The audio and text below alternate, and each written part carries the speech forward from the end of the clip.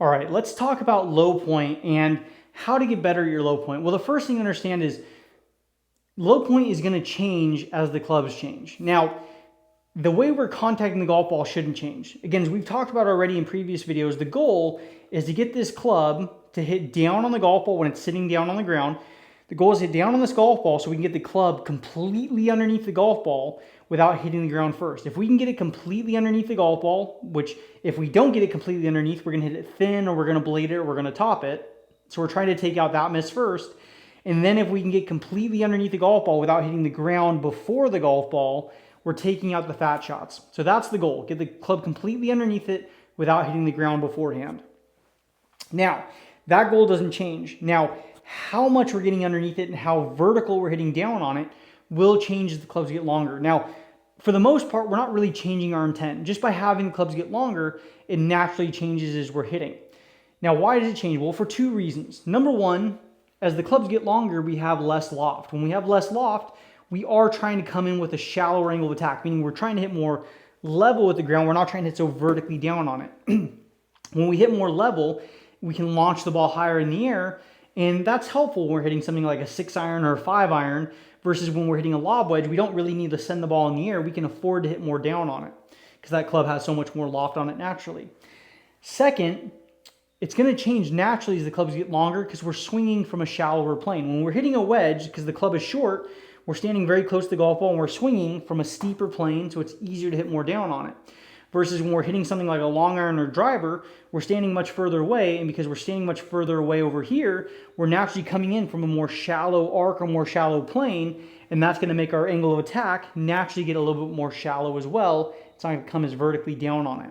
So because it's naturally changing, we don't really need to change what we're doing very much in terms of intent, but understand the size of your divots are going to change as the clubs get longer. When you're hitting a wedge, you're probably going to take a pretty healthy divot. You're probably not going to be picking that ball off the ground, or I would argue you probably shouldn't be picking the ball off the ground when you're hitting a wedge.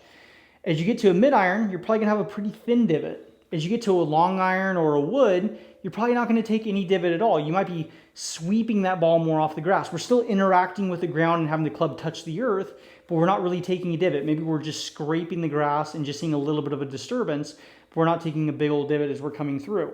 And again, that's just because our angle of attack is getting more shallow. We're still trying to hit the ball in the same face, same part of the face. We're still trying to get completely underneath the golf ball without hitting the ground beforehand. We're just doing it from a more shallow angle of attack, which again should just naturally change as the clubs get longer. We don't really need to feel anything different, but understand that is naturally going to happen. So with that said, there are also going to be times when we're hitting up on the golf ball. Now, when does that happen? Well, for example, let's say our ball is sitting up very high in the rough. Well, if we hit down on it, we're going to swing underneath it, or we're going to hit it very high in the club face.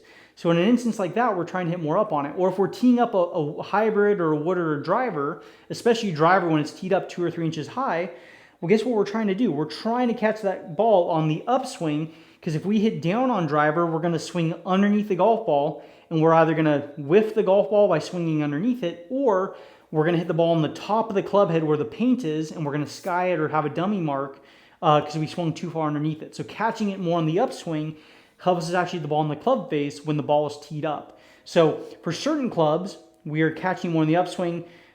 With middle clubs, we're catching it more level, and with shorter clubs, we're hitting more down on it. So that's the general way we're adjusting. Now, the reason I have this white stick here is to represent where that low point is. As we're having clubs get shorter like a wedge, that low point is going to be more close to where the golf ball is. So for example, my golf ball is right here. Where we want to have the club be hit is we want to hit the golf ball first, and then basically as soon as we make contact with the golf ball, we're hitting the ground immediately after, right where the stick is, because we're coming in with such a sharp downward angle of attack with a wedge. Now, as the clubs get longer, when we get to like a 4-iron, 5-iron, 6-iron, we still have, again, the same contact on the club face, but guess what happens? Because we're swinging from that shallower arc, we're coming in more level coming through, we're going to interact with the ground a little bit later.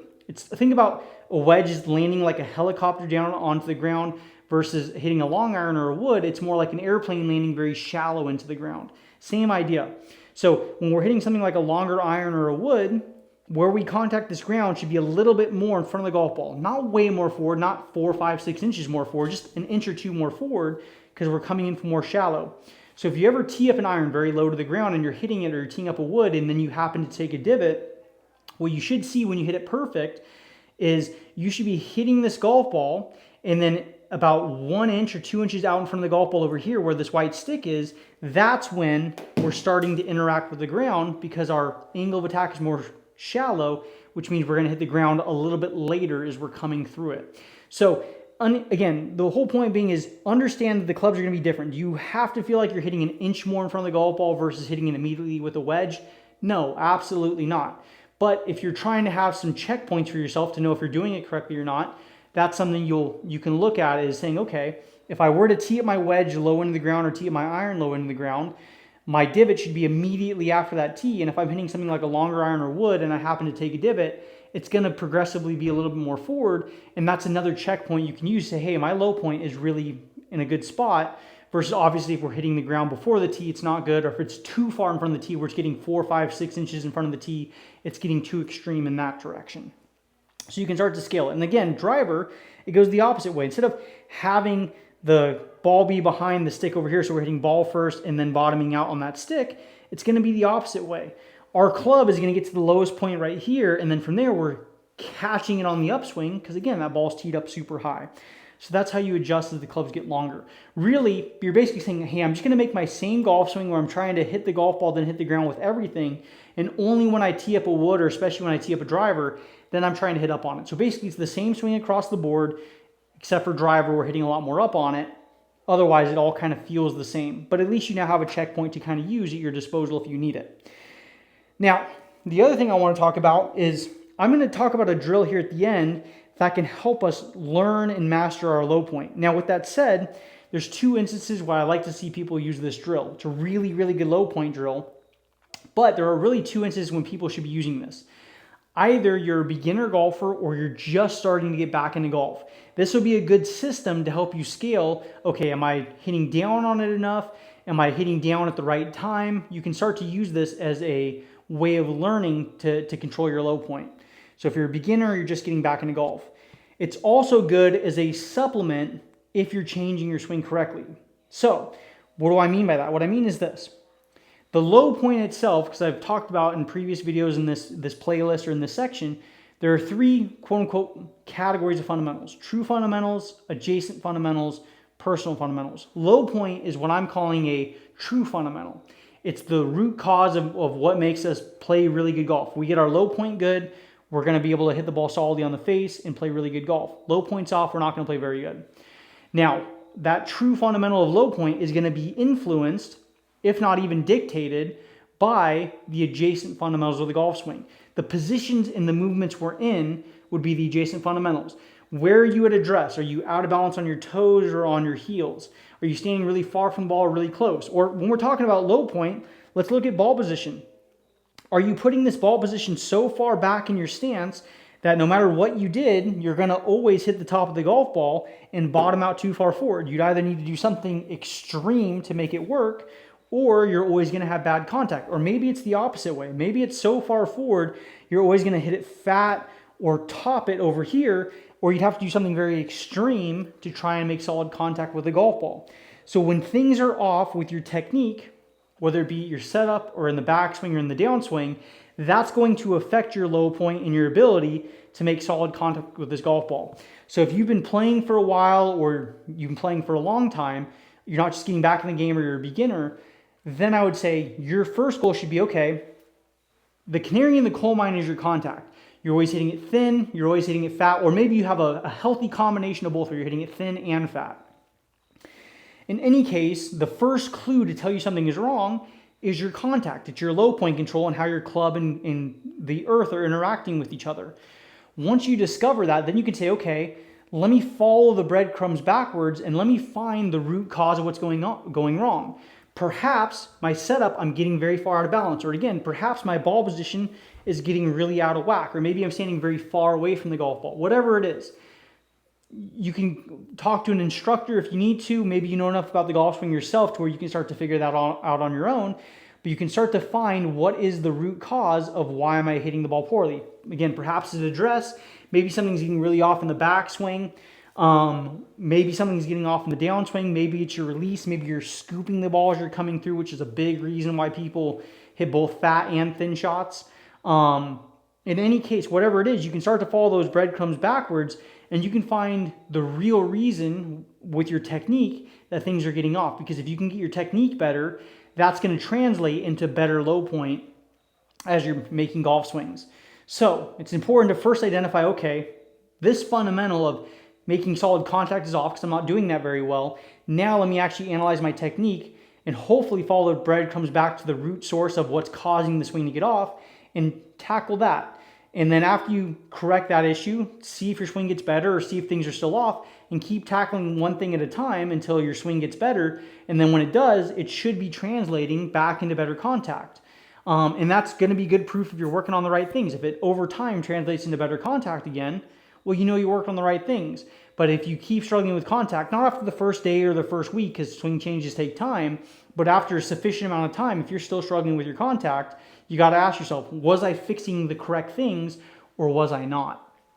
And if you're not, again, go seek professional advice or go find a different instructor and hopefully they have a better idea of what you're doing and you can get on the right path.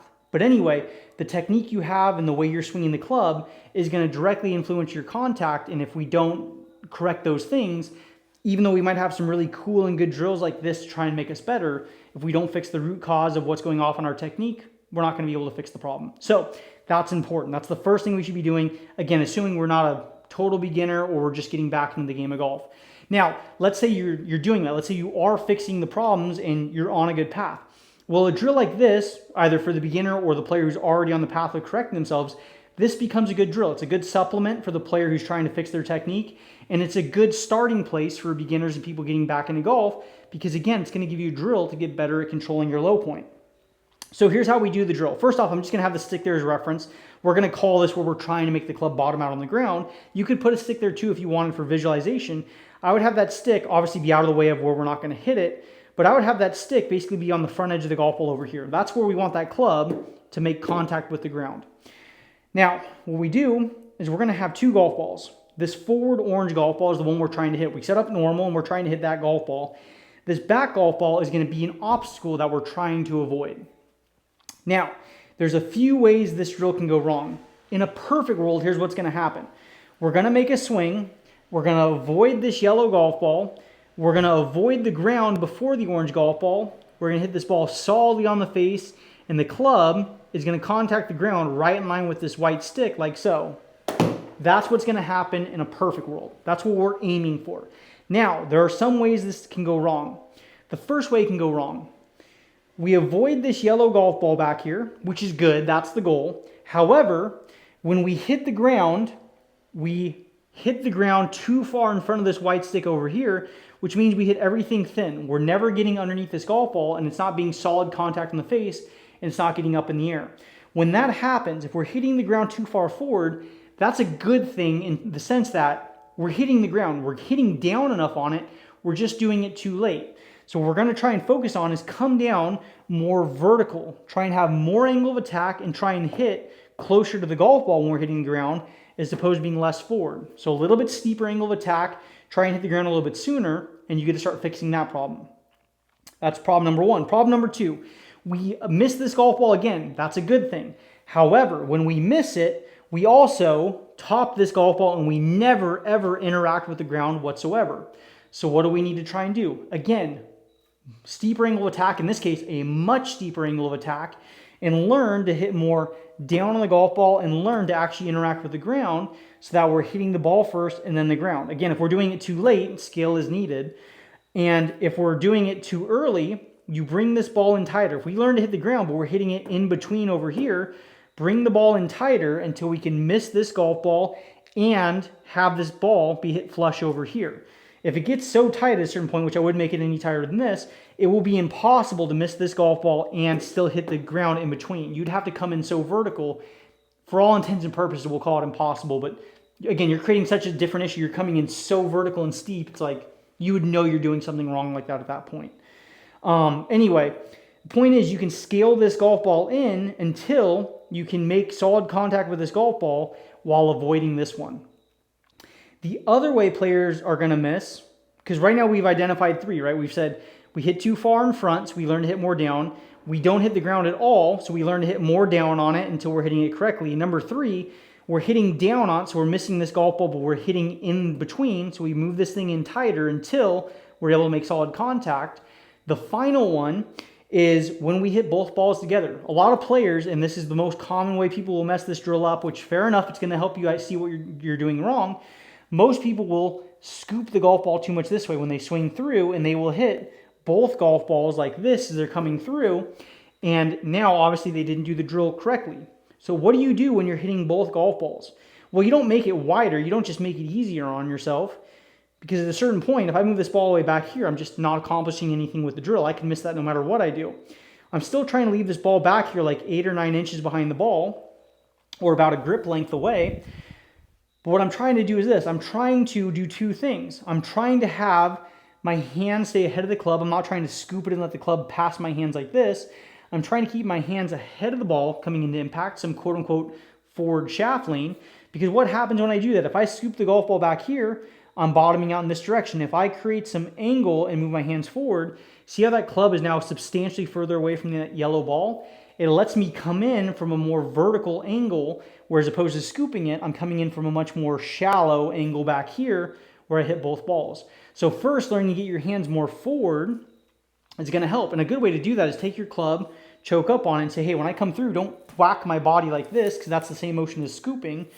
Learn to get my hands forward so the stick's ahead of me over here. It's not, excuse me, the club is ahead of me, which you could use a stick if you wanted to.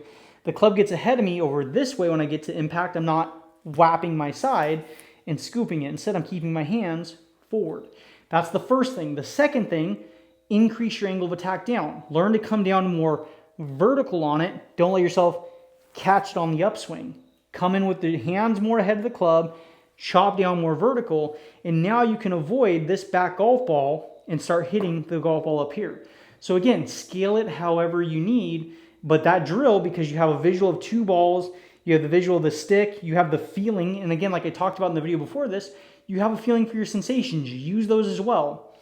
Feel if you're hitting the ball solid, or feel if you're hitting it behind or in front. Listen to it. Does it sound solid? Did it sound muffled? Did it sound ticky because I hit too far in front? So you're seeing it, you're feeling it, and you're hearing it too. So use your hands, use your eyes, use your ears, use all of those senses, and get a sense if it's early, if it's late, if it's on time, and obviously if you're hitting both balls, well, we know that's going too much in this direction. So it'll be a really good supplementary drill to help you learn your low point.